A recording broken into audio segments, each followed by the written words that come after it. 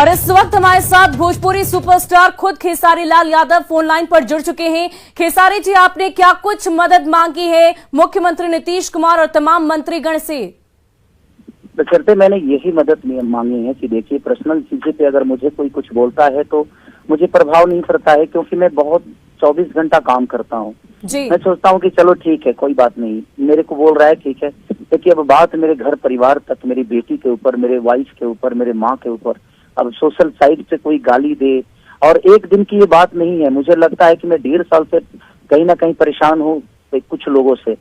लेकिन अब हद हो गया है कि अब कोई मेरे परिवार को रेप करने की धमकी दे। तो मेरे कहने का मतलब कि मुझे ही नहीं, अगर ये इस पे स्टॉप नहीं लगा और इन लोगों को सजा नहीं मिली, तो मुझे लगता है कि बिहार के हर उस नागरिक को ये लोग गाली देते रहेंगे, हर उस सम्मानित व्यक्ति को गाली देते रहेंगे। और मुझे कानून पे भरोसा है, लेकिन अगर कानून कुछ नहीं करता है तो मुझे अपने ऑडियंस पे भरोसा है, मुझे अपने जनता पे भरोसा है, आप जैसे पत्रकारों पे भरोसा है, जो समाज के आईना है। तो मुझे पता है कि आप लोग मेरे साथ इंसाफ करेंगे और मेरे साथ इंसाफ होगा, क्योंकि देखिए ये आज की बात नहीं है। अगर इनका मन ऐसे ही बढ़ता रहा तो मुझे लगता है कि भोजपुरी और बर्बाद होने में टाइम नहीं लगेगा। खेसारी जी, क्योंकि यूट्यूबर गौतम सिंह का नाम सामने आया है, क्या आप उन्हें निजी तौर पर भी जानते हैं? जी नहीं, मैं उनको निजी तौर पे कभी ना कभी बात किया उनसे, और ना ही मेरा उनसे कोई लेना देना है, और ना ही कभी मैं उनसे मिला हूँ,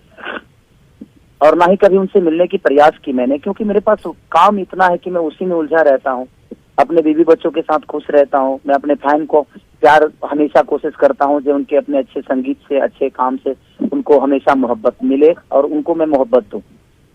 खेसारी जी, अभी अभी आपने मदद मांगी है मुख्यमंत्री जी से, लेकिन हाल फिलहाल में ऐसी कौन सी बात इतनी ज्यादा बढ़ गई कि अब ये सीमा से बाहर की बात हो गई और आपको मुख्यमंत्री से तलब करनी पड़ी? देखिए, मुझे लगता है कि समाज की आईना जो होती है वो पत्रकारिता होती है, एक न्यूज रिपोर्टर होता है और अखबार होता है। और जब बेटियों की बात आ जाए, किसी औरत की बात आ जाए, मुझे कोई भला बुरा बोलता है तो मैं हमेशा बर्दाश्त करता हूँ और कोशिश करता हूँ कि चलो ठीक है, कोई बात नहीं, मुझे बोल रहा है। बट आज एक बेटी की बात है, आज एक औरत की बात है, और मुझे लगता है कि अगर नीतीश जी को लगेगा कि नहीं, मैं बिहार का बेटा हूँ और मेरा भी एक सम्मान है, तो शायद अगर मेरी फैमिली को अपना फैमिली समझेंगे तो जरूर शायद इस पे एक्शन लेंगे। अगर 24 घंटे के अंदर कुछ एक्शन नहीं होता है तो फिर मुझे लगता है कि ये चीजें सारी मुझे अपने फैन पे सौंपनी पड़ेगी, और नहीं तो फिर मुझे दूसरा रास्ता यही अपनाना पड़ेगा कि मैं अब धरना पे बैठूंगा, क्योंकि अब इज्जत से बढ़कर कुछ तो है नहीं। जी, मुझे यही लगता है कि मुझे विरोध करने के लिए अब रोड पे उतरना पड़ेगा, तभी ये चीज खत्म हो पाएगी। क्योंकि वो सिर्फ एक को नहीं, मुझे लगता है कि भोजपुरी का हर उस कलाकारों को ऐसे ही टारगेट करके उनकी माँ बहनों की गालियां, किसी लड़की को बेइज्जत कर देना, उनके घर तक पहुंच जाना, और सोशल साइड पे बताइए पूरी दुनिया अगर ये सुनती होगी तो भोजपुरी के बारे में उनका क्या ओपिनियन होता होगा कि भोजपुरी के लोग ऐसे ही होते हैं, इनकी ऐसी मानसिकता है, तो सिर्फ वो मुझे ही